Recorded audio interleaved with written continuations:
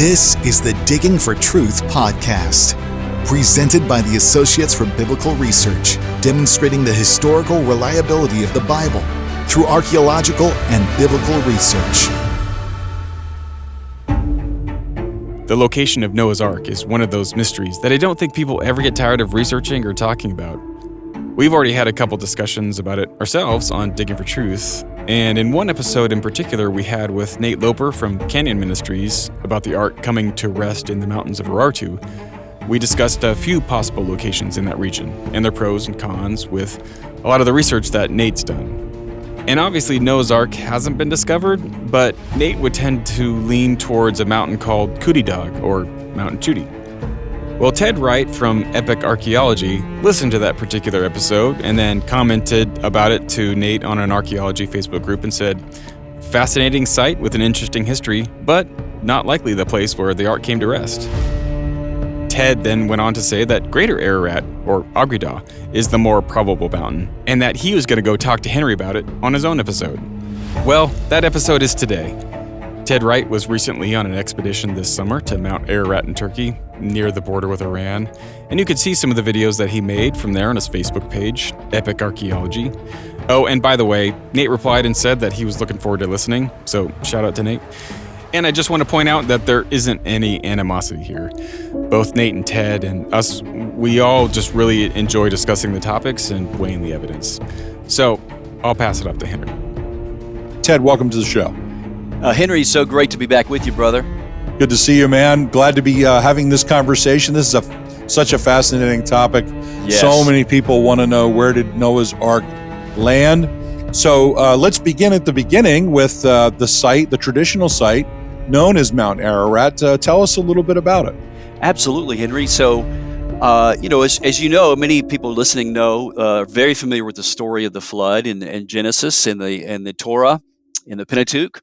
And of course, the Old Testament tells us that the Ark came to rest in the mountains of Ararat.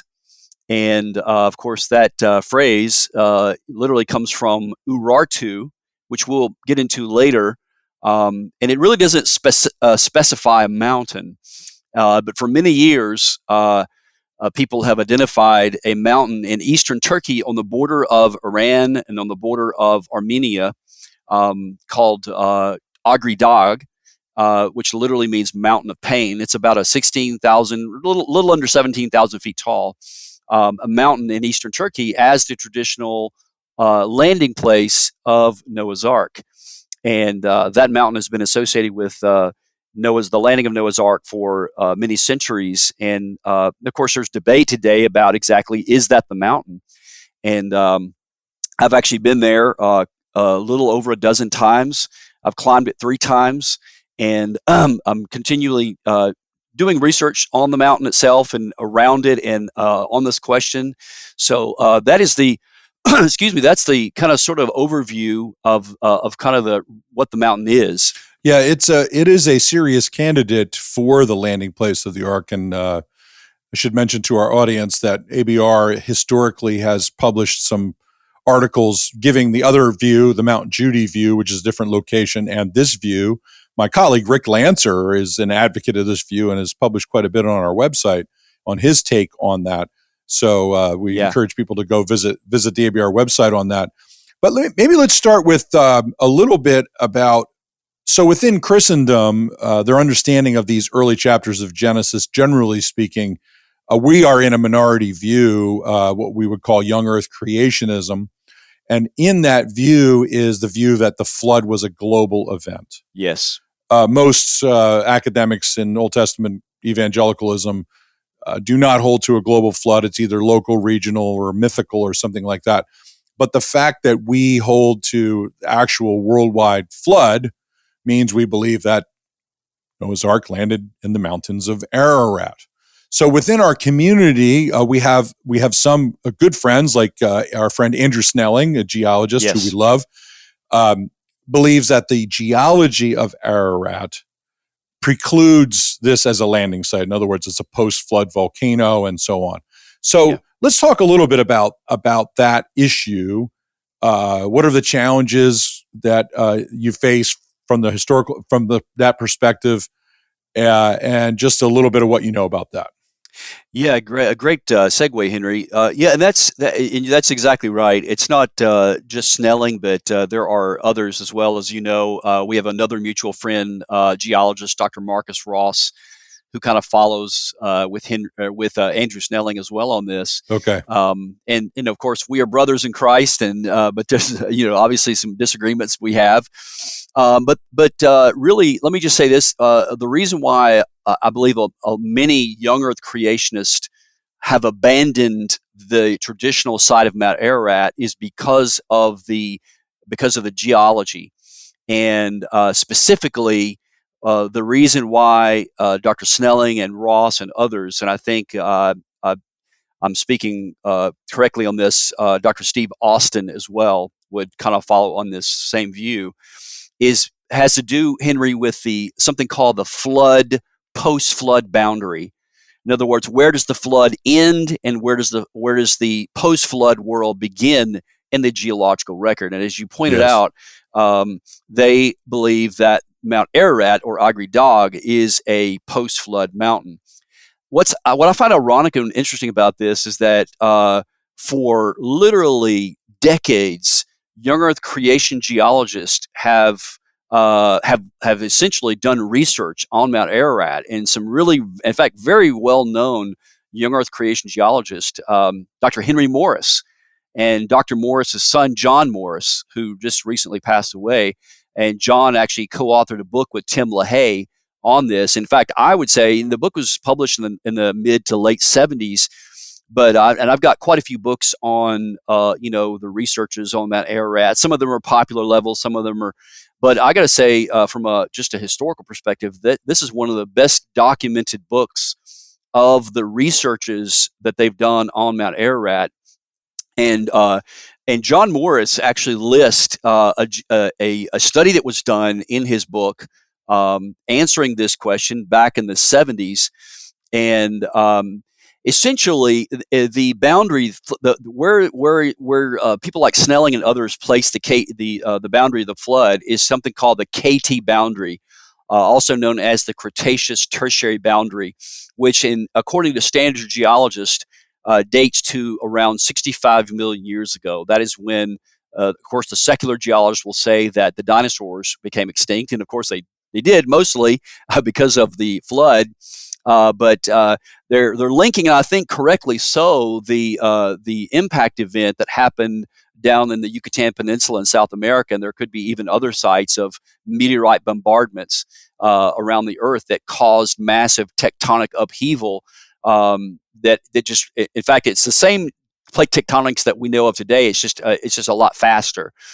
But anyway, what essentially they place the KT boundary as the post-flood boundary, and so because of that, they reject the traditional site because they believe that Mount Ararat, which is a shield volcano, formed after the flood, so that it can't be the mountain. Right. But let me just point out something, Henry. This is not a conclusion based on biblical hermeneutics. This is actually a view based on what I would say are continually evolving views among flood geologists, and it's okay to have debates and things like this. So Yes. this idea about the KT boundary being the flood, that's not essential to holding to the global flood. It's just, because I know many years ago I went to the Grand Canyon with Canyon Ministries and did the trip. In fact, I was on the first trip with Del Tackett and many others on that trip to the Grand Canyon. And one of the things I remember Andrew Snelling talking about was how even among flood geologists, they have vociferous debates among each other about some of the finer points. And one of them is that for many years they believed in a global vapor canopy, but they had to abandon it because of some of the scientific problems with it. So that's not to say that they're wrong about the KT boundary. It's just to say that this is just one aspect of many aspects Yes. that we could positively identify the mountain that the Ark potentially came to rest on. But even so, there is actual remarkable geological evidence, and actually in support of Agri Dog as the true Mount Ararat, where the Ark came to rest. And I made mention of Morris's book published in 1976.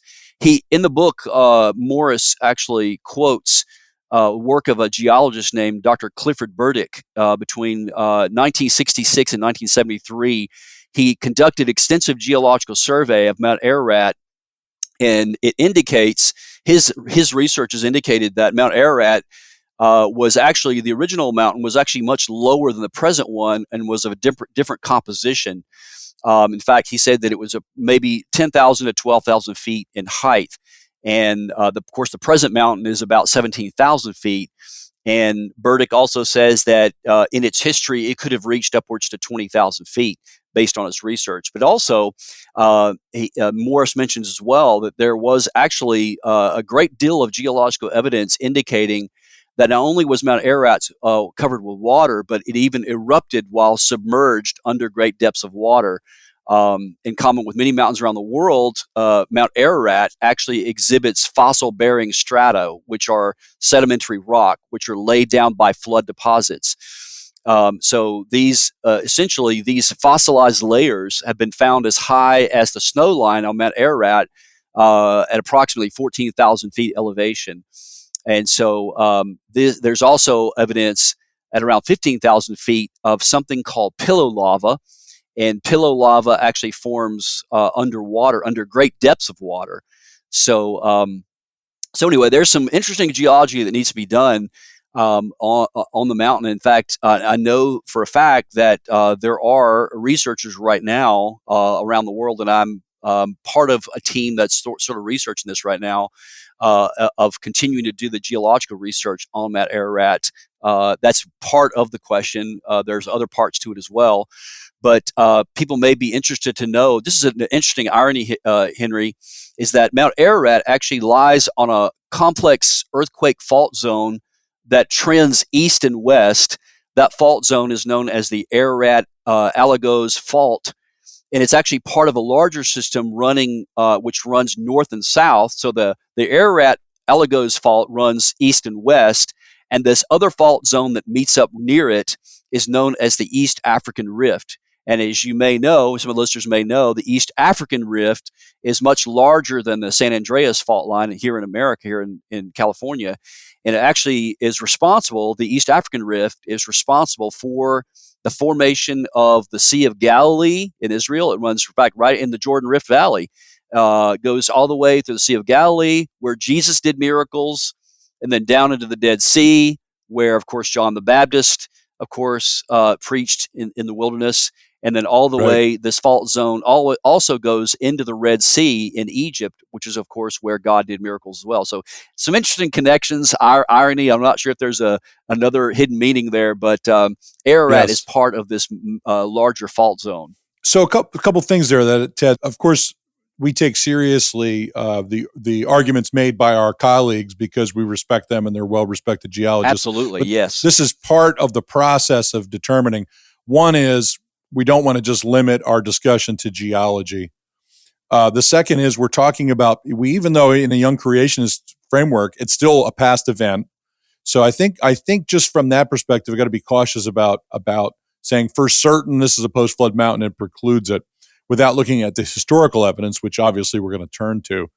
But this is part of what we should be doing within our community, is respectfully discussing these things. These are models, partly also, and we don't want to be shooting within the foxhole.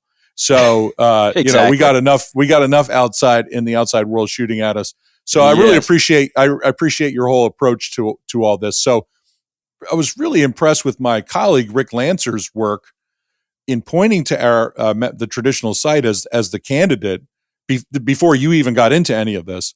And I was aware of the geology argument from Dr. Snelling and the other guys. So I've held my view in suspension.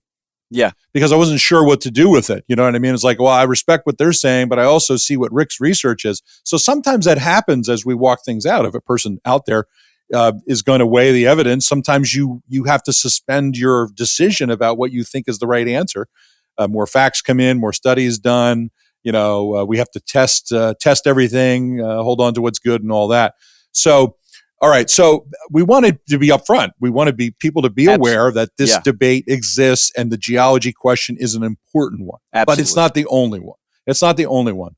So let's shift to some of these other things. One of the things that intrigued me in some of the reading that I did in leading up to our discussion is a couple things. Now, a lot of people will say that the traditional Ararat, Agri Dog, only arose maybe in the 11th or 12th century AD as a site, as really late. That is a very common claim that's out there. So, in other words, it shows up in church history in the medieval period or something like that. Tell us a little bit about that claim and maybe some of the evidence that would show that, well, frankly, the inaccuracy of that claim. Yeah, so that's a great point, Henry.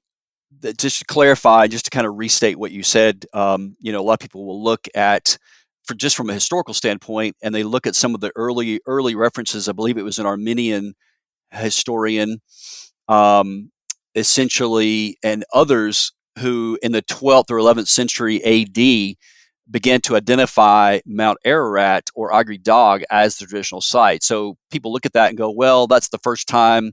And we know that Agri Dog used to be part of, in fact, it's the border has shifted for many centuries on that whole area between Russia and Armenia and Turkey, and it just goes back and forth.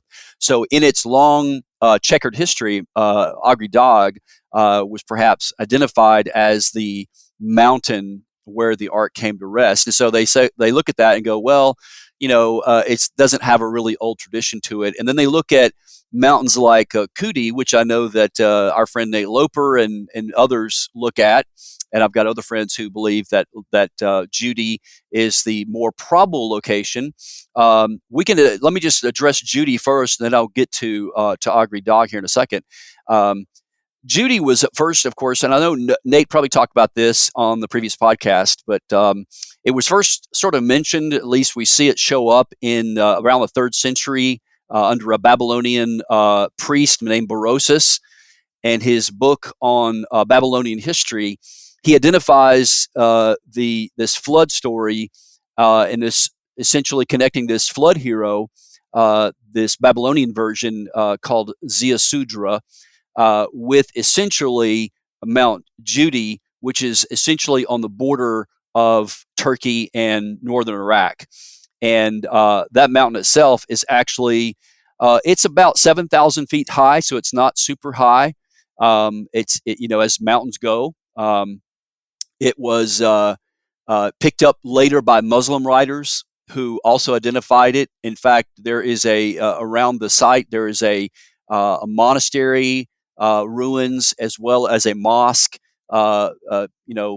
honoring the prophet Noah. And what's interesting about this, Henry, too, is with Mount Judy, it is a fascinating site, and it's got a lot of interesting history to it.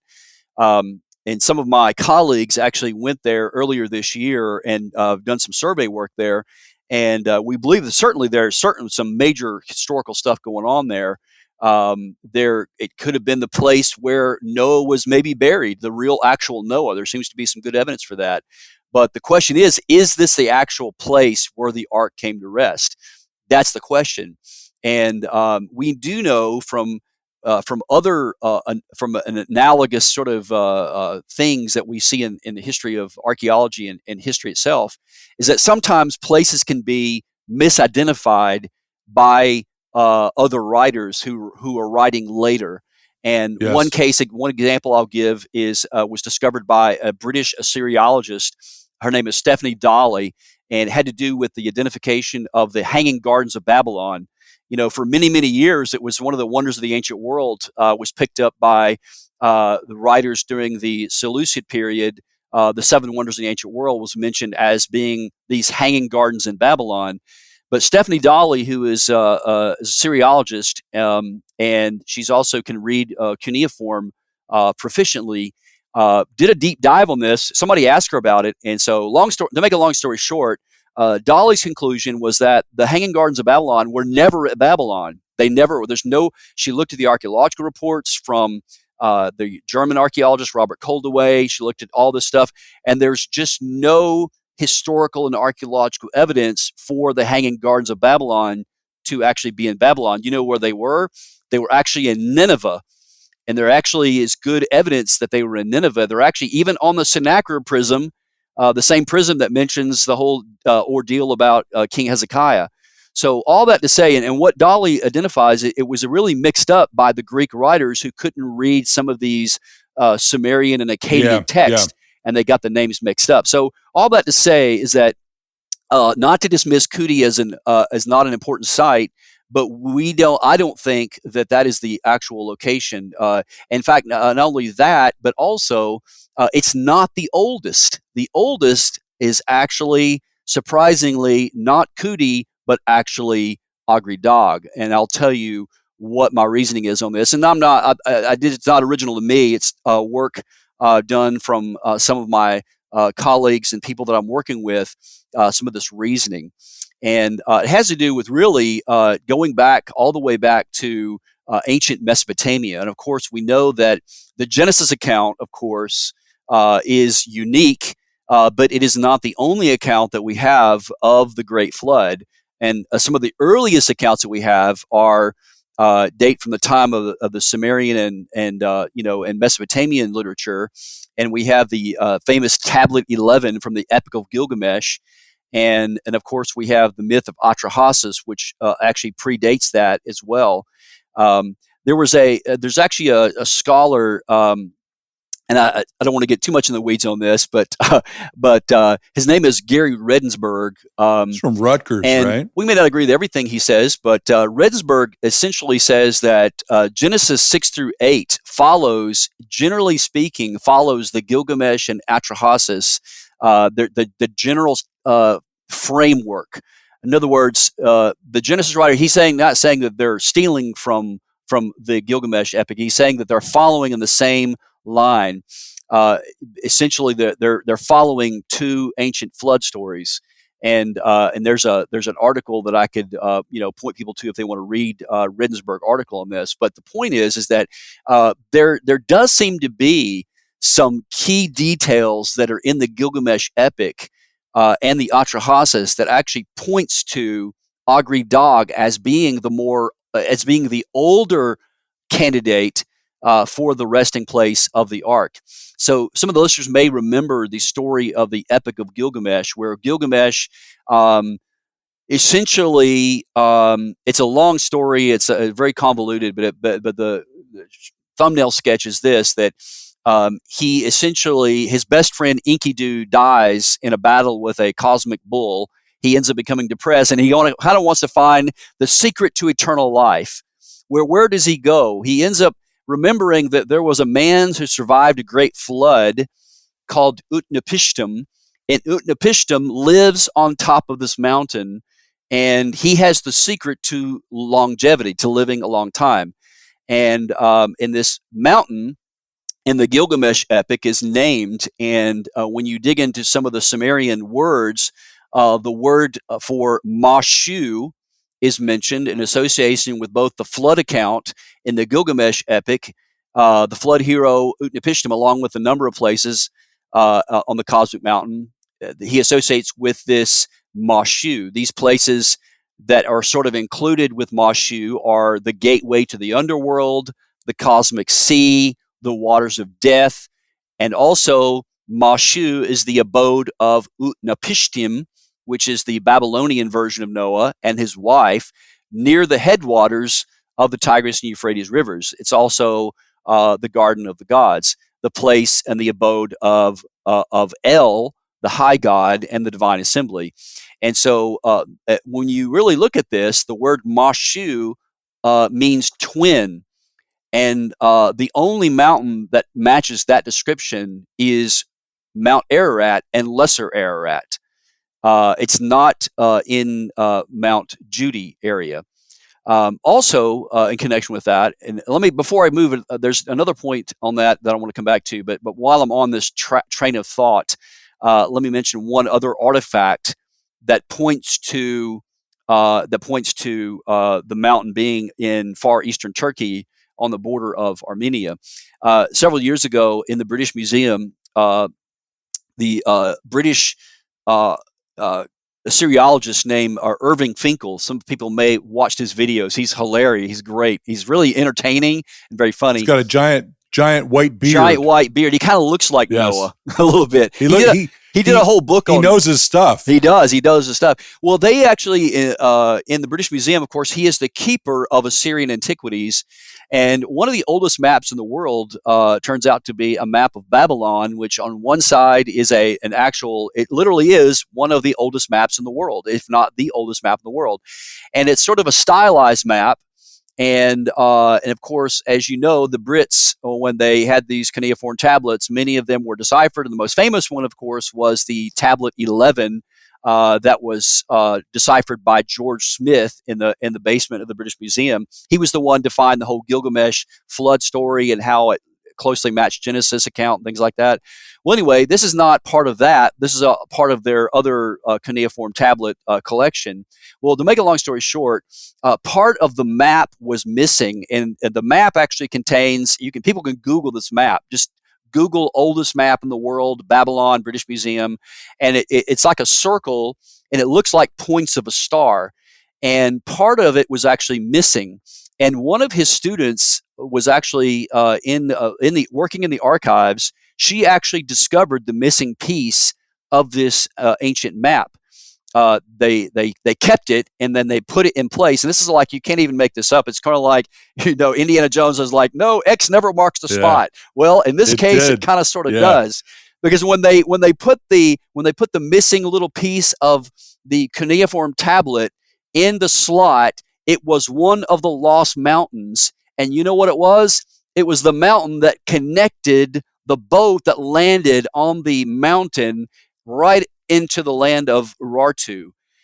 Now, let's talk about Urartu, because a lot of people make a big deal out of the whole idea about, well, it's in the mountains of Urartu, and we know where Urartu was. That was on the border of northern Iraq and southern Turkey, which is where Mount Judy is. But Henry, when you really dig into the word Urartu itself, the word itself predates this idea, because of course you and I hold to a conservative view. Most of our listeners hold to a conservative view of the composition of the Pentateuch. Correct. And of course, Moses, we believe, wrote most of Genesis, if not all of it. Of course, he didn't record his own death, obviously. But so he's writing this in about the 14th or 15th century, depending on who you ask. And, I don't want to get into details on that. But when you look at the land of the Urartu at that time, it was limited, Henry, only to the area around Mount Agri-Dag, not around Mount Kuti.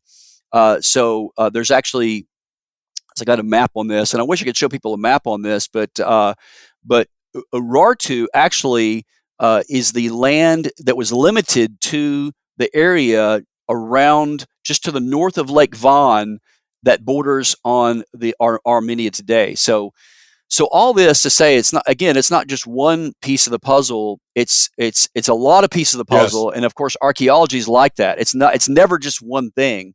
It's looking at a lot of things all together.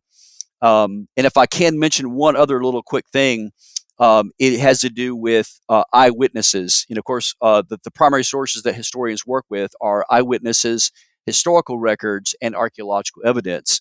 And there's been, let's just admit, and this is in the book by Tim LaHaye and John Morris, John Warwick Montgomery, who was a great theologian, a great scholar, also went in the 1970s to the mountain itself. And they interviewed many people who have brought down photographs and sketches and have even pieces of wood. So there's something on Agri-Dag that warrants, I believe, at least to look at it, to see what it is. Yes. At least let's just go check it out. Even if you don't think this is the place, at least go check it out, because some people believed that this was a mountain that contained some really interesting objects on it.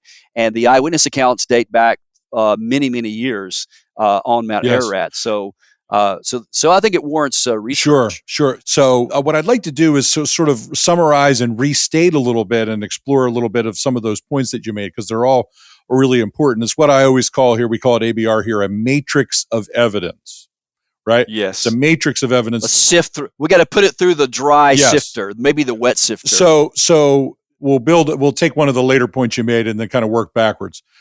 It was new to me that the kingdom of Urartu, the name itself, actually predated the traditional 9th century BC kingdom that we always think of. Yes. That's usually what we say. Oh, it's in the kingdom of Urartu. Mount Judy and Ararat both fit within that traditional borders of that kingdom. Therefore, they're potential candidates. This was new to me that the name goes back further. So if I understand your argument correctly, and you tell me if this is a right expression of it, or I'm representing it correctly. Yes. I learned that at Westminster. Make sure you represent what the other person is saying correctly. That the extent of that kingdom or that name it wasn't a kingdom, actually. It was a region, and it was more limited in its scope and its boundaries, as far as we know, were smaller, and therefore Mount Judy was actually outside of that in that time period. Am I getting that right? And add to that if I got anything wrong. That is correct. In fact, from one of the writings of one of my colleagues, there is even a cognate word that was preserved in Armenian, which is the Armenian word massis. He says it's linguistically related to, if not derived from, the much older Akkadian name for the same mountain, Mashu, which means twin. You were talking about we were just talking about Urartu, but yeah, in Urartu itself, exactly when you look back at the geographical extent of Urartu when Moses would have written the Genesis account, it was limited geographically to the area surrounding Agridag and not in the southern part of that area. That wasn't until of course, we know that biblical writers sometimes, later copyists would, add sort of a historical footnote. What do we call that? I can't think of the term off the top of my head. The way that here at ABR that we described, because the canon is open for 1,000 years. The Old Testament canon is open for 1,000 years. Yes. So as the canon is developing and unfolding, language is changing, script is changing. So our view is that designated Old Testament prophets updated the text under the rubric of inspiration. Okay, so we're not talking about scribes after the canon is closed, but this is during the development of the canon. And we have updates to things. We have the Holy Land being described from Dan to Beersheba in the Mosaic material. And Dan didn't migrate up in there until Judges to the north, until like Judges 18 or something. So how do you explain that? It's best explained within this theory that I just described. So Urartu would be something along those lines, I think is what you're getting at. Is that yes. right? And it would be more contemporaneous with Moses, or at least close to it, than the traditional view of, Urartu arose in the 9th century, which is what I thought before I read some of the material you sent me. Yes. In fact, just some additional information on that. The word Urartu, of course, which is a cognate of Ararat in the Bible, first appears as a region in an inscription by the Assyrian king Shalmaneser I, written in the 13th century BC. That's fascinating. That's fascinating, Ted. And then he quotes a very famous Archibald Sayce, suggested that as early as the 16th or 17th century BC, the Babylonians knew the Armenian highlands as Urdu, which is essentially Urartu. It's with a D instead of a T. So D's and T's can sometimes be substituted for themselves. Yes. Shalmaneser goes on to describe at least 8 tribal territories he possesses along the Euphrates River on his way to the region of the territory of Urartu. And that is the area around Mount Ararat, not in Mount Kudi.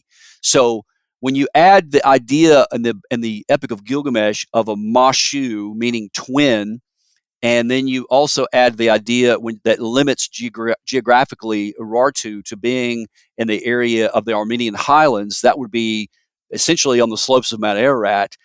then all the arrows seem to be pointing to Agri-Dog as the more likely candidate. Now, again, Yes. we're not dogmatic about this, not dogmatic about it at all, but I guess, and Henry, I'm not a betting man. I don't really go to Vegas. I mean, only time I've been to Vegas was when I was going to the Grand Canyon. but if I were a betting man, I would put my money on Agri-Dog. I'm not 100% sure, but at least when I look at it from all the different perspectives, it looks like that is the place where the ark came to rest. And then you have the other question that people ask as to whether or not it could have existed or could have survived in the first place. Well, how do we know it survived? I mean, we're talking about this thing would be really, really, really old. And could it have survived?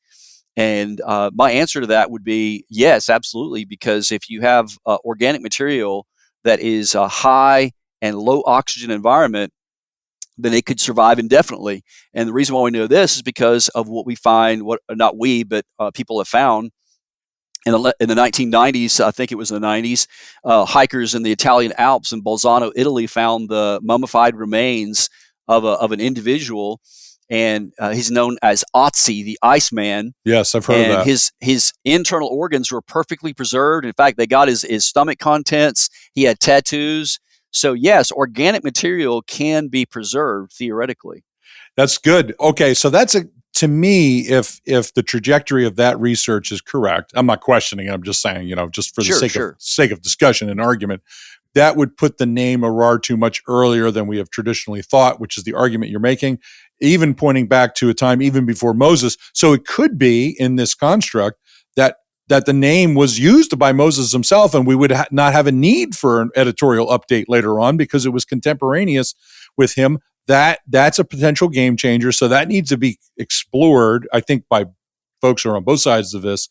Yes. Let's keep digging on that to make sure that that's right. And then the Shalmaneser thing, I was also not unaware of. That's very important, even though that's 13th century. It's a little bit after Moses, but still much earlier than the 9th century. So these are intriguing pieces of historical data that have to be accounted for and explored. Now, I would like to go back to, if you could articulate a little bit more, you use the Hanging Gardens analogy for the location for Mount Judy. So Berosus is identifying Mount Judy in the 3rd century BC. So this is 3 millennia approximately after the flood. Yes. Given my flood date anyway. So just explore that a little bit about the possibility of historical error, not nefarious, but just an accident of transmission and history. Tell us a little more about that. Yes. So let me just be blunt and honest here, and not that we're not anyway, but yes.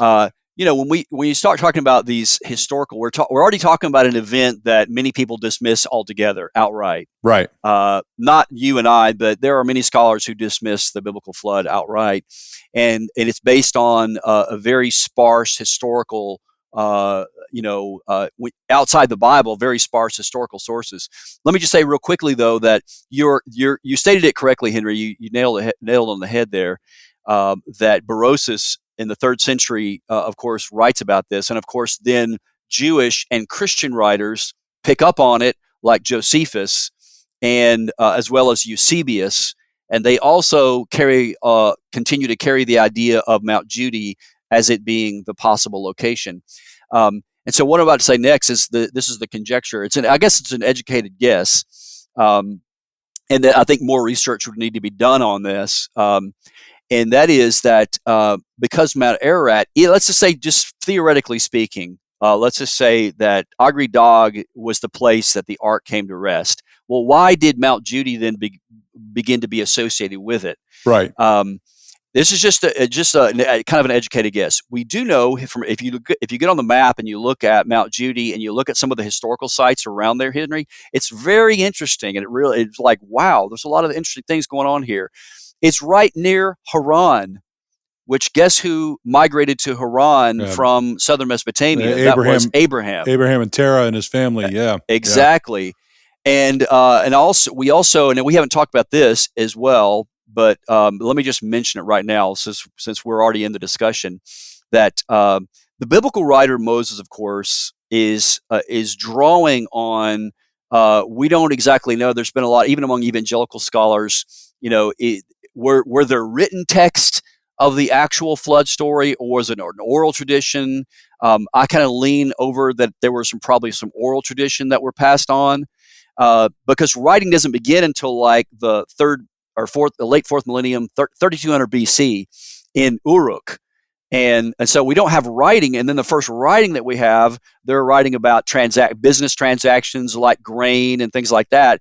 And then the first actual writing we have is Atrahasis, and they're writing about a flood. So I did an article for Epic Archaeology on this if people want to check it out. It's on epicarchaeology.org. The article is called "The Epic of Gilgamesh in the Bible." And essentially the article, I'm drawing on a couple other really good sources on this, is that what my sources that I've studied have said is that the biblical writer, and of course the Babylonian writers and the Sumerian writers, are both drawing on an oral tradition, but and they're drawing on some of the same source material. But of course, the biblical sources are getting it correct, and so. So the question is then where did Moses, or where did Abraham and then consequently Moses get this? Well, if Moses was living in Haran, he was living right there in the area where perhaps Noah came to live after the flood and settled in that area, in the area of Mount Judy. So my working hypothesis, Henry, is that perhaps Moses or Noah lived there and was buried there, and then he was. Of course, it would have been the place where people would want to go visit him. I mean, think about it. This guy survived the Great Flood; he was the only one.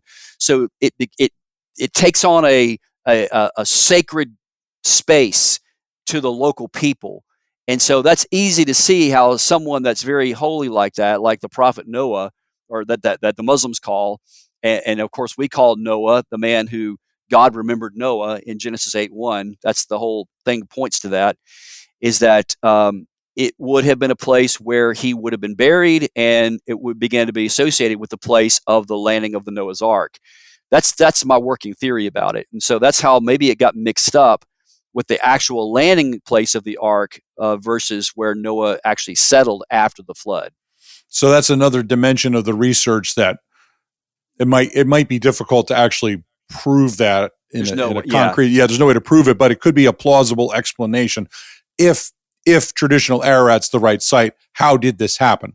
And you could do it the other way. You could say, a person working on the other theory, how did this other way work? And that's part of what you do. You explore, did one lead to the other? So that's really important in terms of development, and at least trying to lay out a plausible theory for that. You could see the possibilities there. So one of the other things that I read in the material that you sent to me, that the traditional Ararat, Al Greek dog, has a very ancient tradition connected to it as a cosmic mountain, or a mountain of great significance, or something like that. Yes. Tell us about that, because now we're not saying that it says it's the landing place of the Ark. I don't think, but we are saying that it had significance. So what do you know about that? Wow, Henry, that is a fascinating question. Yeah, the mountain itself has a very long. I mean, even the local people today around it, it's in heavily Kurdish area, and I would say 99% of the Kurds believe that is the mountain. In fact, there are something called Ketchkars, which in Armenian, when Mount Ararat was part of Armenia, the Armenian Christians buried their dead on the base of Mount Ararat, and the tombstones look like ancient anchor stones, and they are all pointing towards the mountain.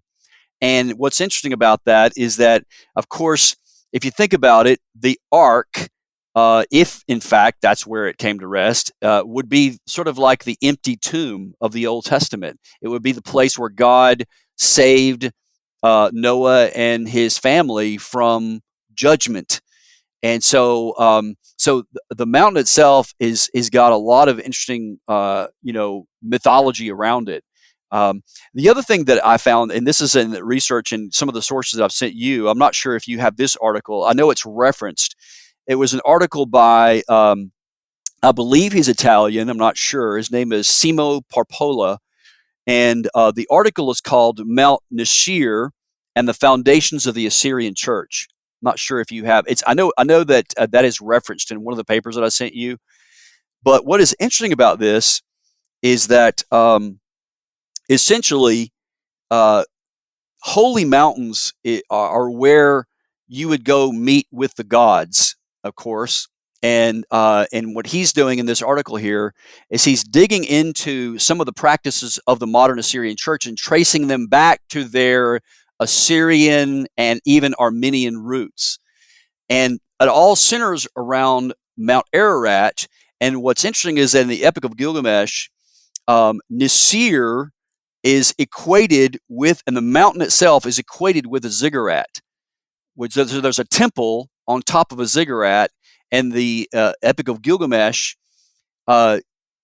essentially he tells him to go build a temple with the same dimensions as the ark on top of the mountain. So he sort of explores this possible idea of the place the place where the ark came to rest as sort of a template for ziggurat design, because that is the place.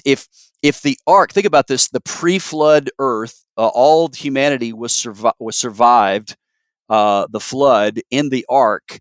Well, the people that are living after the flood are looking at that same mountain, that same ark, as the place. Well, maybe this is where we go speak with the gods and try to engender their favor. Right. They go on the top of the mountain. They're reenacting this journey to go on top of this mountain in the ziggurat. And I know you've had Matt Glassman, who's a mutual friend of ours. Matt has done his doctoral dissertation on ziggurats in Mesopotamia. Yes.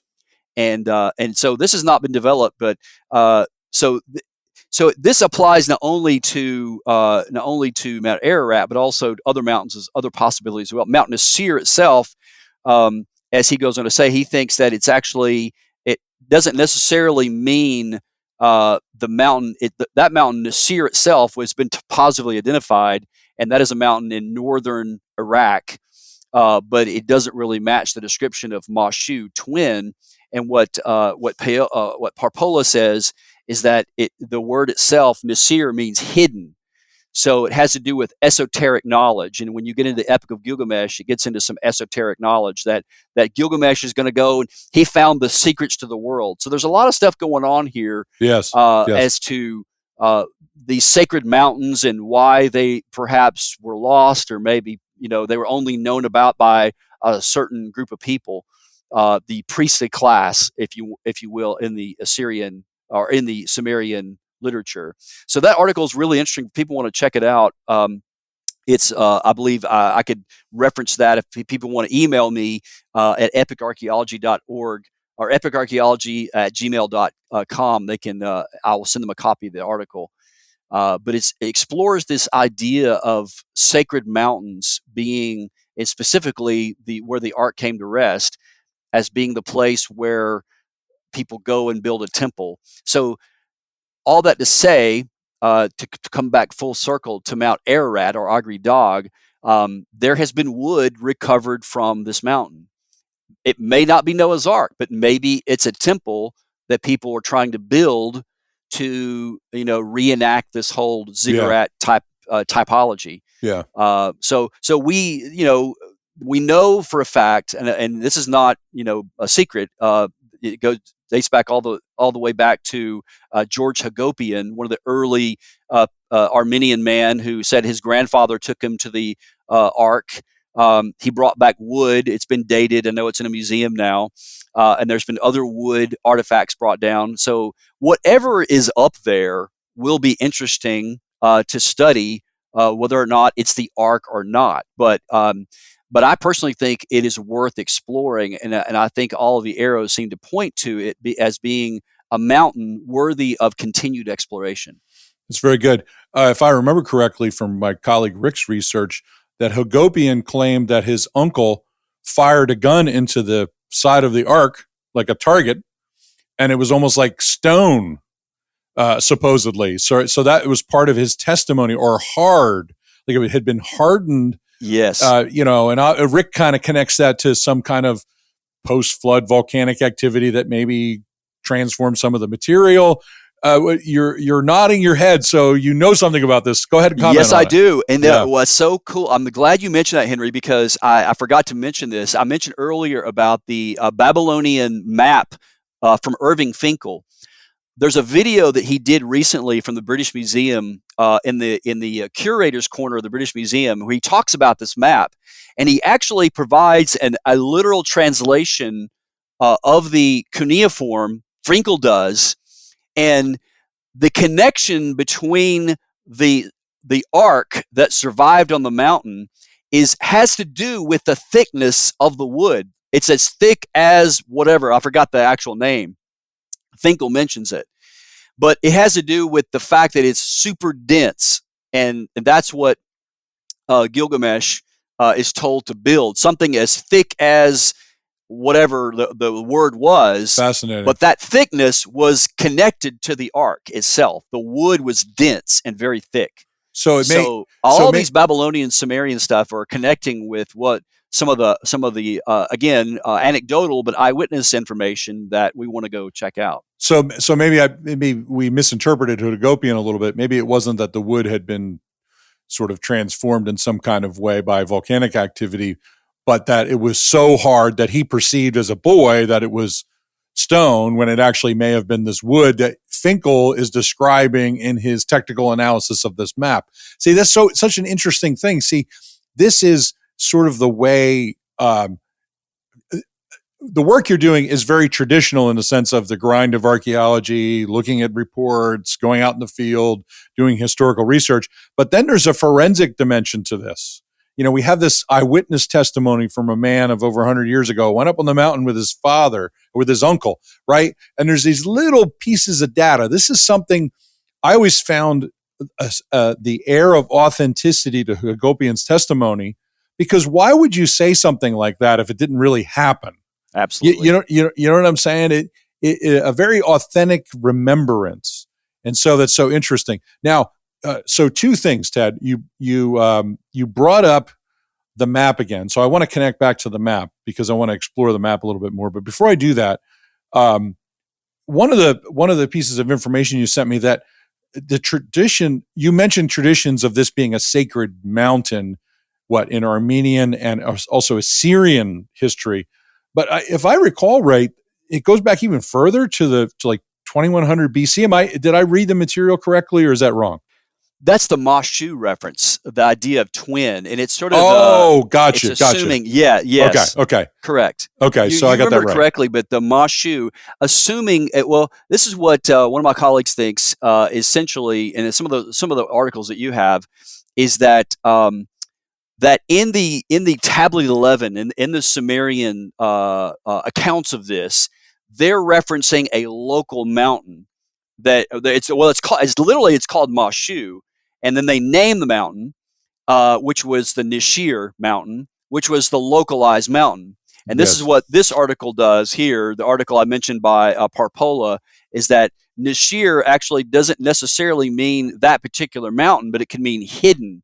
And it was using the mountain, the only mountain they knew of that area. But Twin doesn't describe that mountain, Nisir, but Twin, Mashu, actually describes Agri Dog much more graphically. Yes, there's also as well cylinder seals showing some of the early Sumerian gods, like what was his name? Not Marduk. I forgot the other one. Ea, I think it was, pouring out fresh water, standing between two peaks. So this is where the gods abide. The gods, of course, the Sumerian gods, and it was in a far-off land, far away north of Assyria, north of Mesopotamia. And when you think about it, too, and this is again not necessarily talking about Agri Dog, but just in a broader sense of the question, is that when you look at the cultures of lower Mesopotamia and these very early cities, like the city of Uruk and the city of Eridu, and others, and you have these ziggurats, these early stepped, sort of look like a step pyramid. why would these early Mesopotamians build these structures? They're literally are obvious, say, some kind of sacred mountain, and they're conical in shape, and they have some kind of structure on top of them. Why would they do that? What event would have caused them to do that? Now, I'm not saying it's a airtight case here. Sure. What I'm saying is that it seems to be that they're drawing on some major event that had a huge impact, that they were trying to somehow engender favor with the gods so that the world would not be flooded again. Maybe that was the case. Maybe there was some other things going on. We do know also in some of the other articles that I can provide and the references there from some of the Sumerian literature and all these words and the Sumerian words and how they connect, is that the word for the mountain itself is connected not only to the abodes of the gods, but also as the place of eternal life and the sacred tree or a sacred plant. So, of course, in the Gilgamesh epic, again, I know I'm jumping back and forth here. In the Gilgamesh epic, Gilgamesh, when he goes to Utnapishtim and he asks them, "What's the secret to eternal life?" Utnapishtim tells him, "Well, I'm really just a mortal, just like you. But there is a plant called the Shabti, which is the plant of the heartbeat, but it is on the bottom of the ocean." In other words, there's a plant that if you eat this plant, you will not die, your heart will not stop, but you have to go swim into the bottom of the ocean to get it. Well, why do you have to swim to the bottom? Because it was flooded, because this sacred plant was on the bottom of the ocean. So in the Gilgamesh epic, Gilgamesh, of course, dives, and his wife, Utnapishtim's wife, tells him where it is. He goes and swims and gets it. And then as he's recovering on the seashore, the serpent comes up and steals the plant and gets it away. So he doesn't have the plant anymore. He doesn't have access to it. So he has to go back to Uruk and live out his days as the king of Uruk.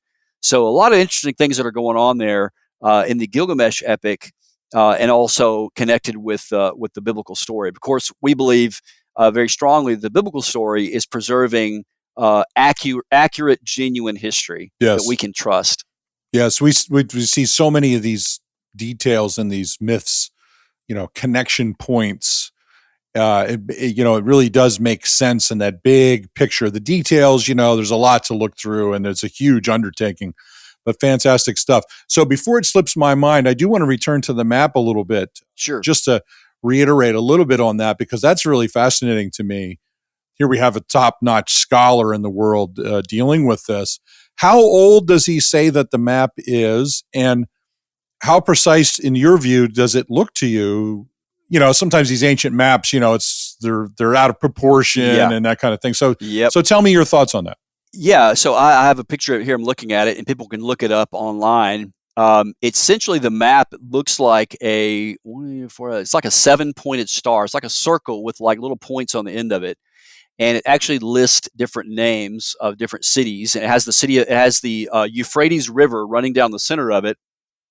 And of course, as the Euphrates, you have the Tigris and Euphrates, and these little points actually represent mountains. And so obviously it's stylized, but if you were to look at sort of a rectangular picture of Babylon, and then you go north, the only mountain to the north and northeast of Babylon would be Agridag. So even though it's very stylized, it seems to be that is the location. It's the little point is actually, it's to the east, to the northeast, the far northeast of Babylon, and that seems to be pointing to Turkey. If you go north, if you go directly due north, that would be Mount Judy. Right, but northeast is actually the location. These are all sacred mythical places, and it's quite remarkable that Finkel really pinpointed this, and he's excited about it. He thinks it's pretty cool. That's interesting. And he even in the video in the British Museum, he even says this is probably referring to Mount Ararat, Agridag. Yeah, that's what Finkel says in the video. That's no small matter coming from him. So that's something we should take seriously. Yeah. Like, obviously he's not infallible, but sure, again, exactly. This is part of the mosaic of the investigation of what you're trying to do here and trying to identify the mountain. Okay, so years ago, I'm going to shift a little bit. We published an article in Bible in Space. It's got to be 15, 16 years ago. It was like a survey of archaeological sites around traditional Ararat. So that was kind of interesting. But if I understand it right, part of what you're trying to do is also entails that, right? Am I right about that? So what can you tell us about the surrounding archaeology in the close region? How far back does it go? What do we know about it? How does it help us identify the mountain? That is exactly, Henry, exactly what we're trying to do in the research that I'm involved with. Is we're not just looking at this. Well, let me just back up and say, broadly speaking, that I am not, and my colleagues are not interested in, there's a lot of like, Monday back quarterbacking and trying to, what about this? What about that? We want data. We want measurable data. We want to look at this from a perfectly archaeological, geological, historical perspective. So we're looking at all the different questions involved with this. So assuming, or at least beginning with a starting point of if this is, or if Agri Dog was the place where the ark came to rest, even if it exists or doesn't exist, if that was the place, this is where humanity would have essentially migrated from. Yes. And we know, as you know, and as the listeners know, archaeology is artifacts. And one of the most important artifacts is pottery. And quite a few years ago, one of the first years that I actually went to Turkey, actually spoke at a conference there at a university there in the Ararat region called Ibrahim Chichen University. I got to meet Dr. Stephen Fahn, spelled with a PH. He actually teaches archaeology at University of Holy Land Studies in Jerusalem, and he wrote an article in the Anchor Bible Dictionary on something called a Khirbet Kirak ware. And Khirbet Kirak ware, this is where this comes in. He's actually was sort of his working theory was that, and this is what we don't know. We're trying to find out that what's called the Trans-Caucasus mountain range. It shows up. In fact, the reason why it has called Khirbet Kirak ware is because of its identification in Israel as Khirbet Kirak ware. This dates to around the time of a pottery sequence called Ubayyid, which is really, really early. Yes. And if the flood devastated the earth, then humans are going to make pottery as they're coming off the mountain. And the question is, where does Khirbet Kirak come from? And it was proposed quite a few years ago by a guy named Charles Burney. And he published a book. He's a British archaeologist, published a book called The People of the Hills. It is one of the most authoritative books on the archaeology of Anatolia, of prehistoric Anatolia. And Burney theorizes that Khirbet Kirak ware can be traced up into southern Anatolia around the base of Mount Ararat. But the problem is we need to do survey work to see exactly where this Khirbet Kirak ware is. And if that is the case, then we expect to find some of the earliest pottery sequences in and around that area. But just to the west, Henry, along the border, in fact, just north of Mount Kuti, we find some of the oldest archaeological sites in the world. And I'm not sure if you guys have done a podcast on this yet, but this is a fascinating site called Göbekli Tepe. Yes. And you have sites like Karahan Tepe. These sites are super, super old. According to traditional archaeology, they date it to around 11,000 BC, somewhere in that time frame. So the question is, how is Göbekli Tepe related to the flood tradition, if at all? I kind of tend to think it's post-flood. This would have been Noah's descendants. That people are trying. The Earth goes into an ice age, goes into a very cold environment, and that as the Earth begins to warm back up, people are beginning to live more sedentary existence. And so, the other bigger, broader question is what is the relationship between sites like Chatal Huyuk, which was excavated by Ian Hodder and British archaeologists and many others, Göbekli Tepe, Karahan Tepe, and many of these prehistoric sites that sort of dot that lower part of Anatolia and up into northern Iraq and also into Turkey as well. So there's a lot of work that needs to be done. And let me point out, Henry, that survey work, which is what we're doing here, is right now at this point, we're doing survey work in that area and around southern Anatolia and around Ararat. People shouldn't dismiss survey work, because some of the greatest archaeological discoveries are found in survey work. And in Turkey in the mid 20th century, of course, I live in Chicago, and of course, here in Chicago, we've got the formerly institute called the Oriental Institute. That's now called ISAC, the Institute for the Study of Ancient Cultures. And Robert and Linda Braidwood, a very famous archaeologist in Anatolia, did this huge Amuk Valley survey 10 years, and they established the pottery sequence of Turkey that is still in use today, called the Amuk sequence of pottery in Turkey.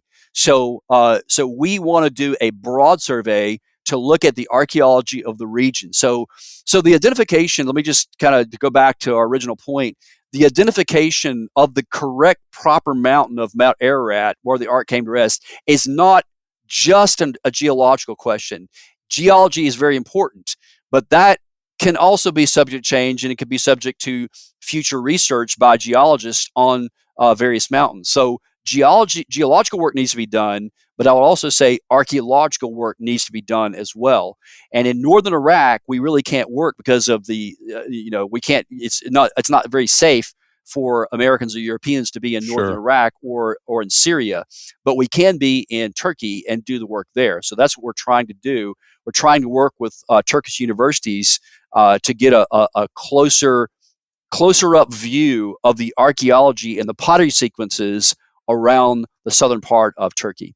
Well, that's fantastic, Ted. Well, that's quite a journey we've been on over the last hour or so of different evidence. We kind of weaved back and forth a little bit and covered the matrix of it. But, I'll give you a chance to give some final thoughts as we wrap up the show. But I do want to encourage people to, we're going to put some of this material in the description that Ted referenced throughout the program, so you can do further research. Some of the work my colleague Rick Lancer has done too, that's a little bit connected to some of this. But we do want to say a couple things. This is Ararat is a serious candidate.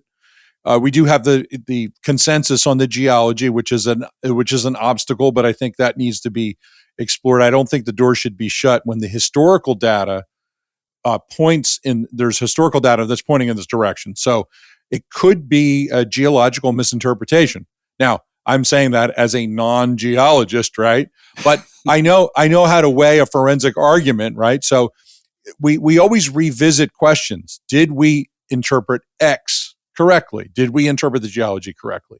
Did we look more closely? Did we cover all the angles? All those kind of questions.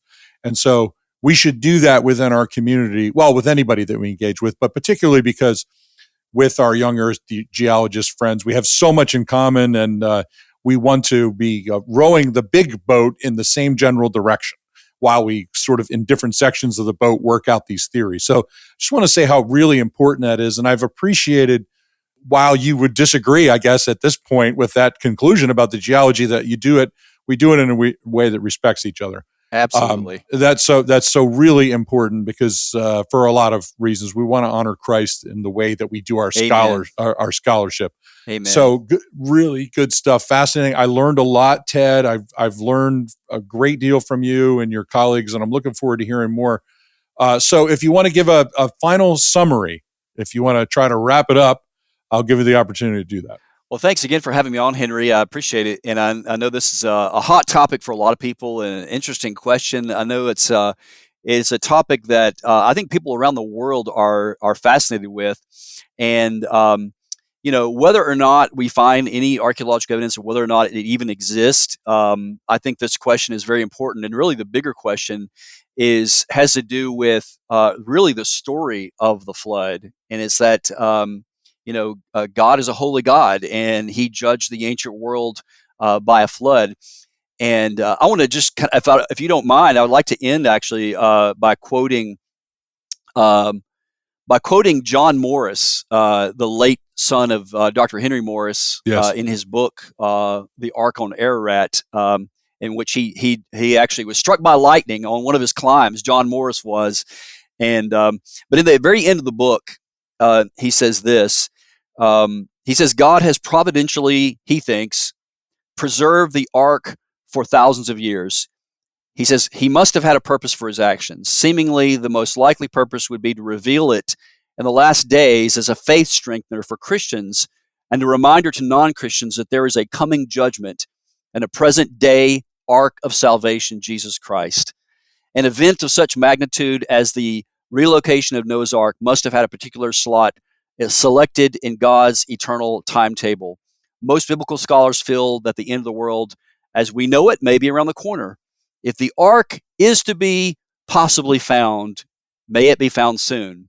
Pray with us, please, to that end, if that does exist. So just a thought. People don't have to agree with it, but Yes. But the story is still true. Jesus is the ark of truth, and the ark, of course, is a type of Christ. And the only way to escape what's coming is to believe in the Lord Jesus Christ. Yeah, that's excellent, Ted. I think, even no matter where the ark may have landed, if the theory is correct or incorrect, or if it doesn't remain or remains, the truth of God's judgment and His mercy remains, no matter what of those details. Yes, the story did happen the way the Bible describes, but we'll see where the research goes. It's very exciting. Yes, but yes, it is important for people to understand that God is holy, but He has dealt with the problem of sin through His Son, as you mentioned.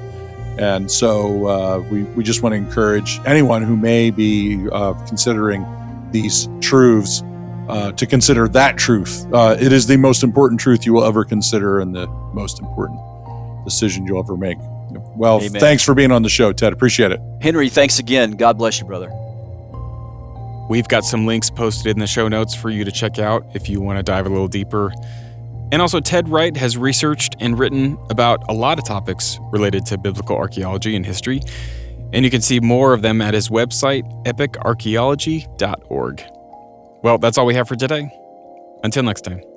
Digging for Truth is a presentation of the Associates for Biblical Research. To find out more about ABR, just go to BibleArchaeology.org.